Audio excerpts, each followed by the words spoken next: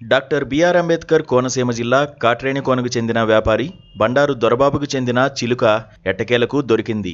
దొరబాబు 80,000 రూపాయలు పెట్టి African grey parrot జాతి చిలుకను కొని ఎంతో ఇష్టంగా పెంచుకుంటున్నారు.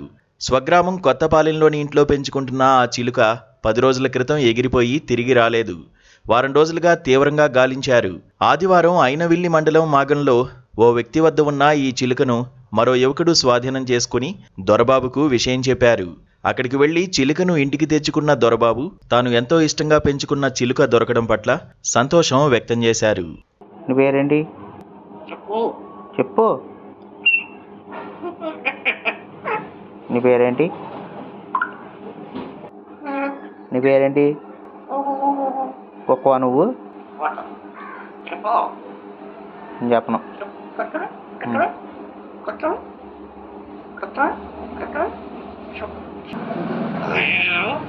నీ పేరేంటి? చార్లీ. నీ పేరేంటి? హాయ్. Shut up.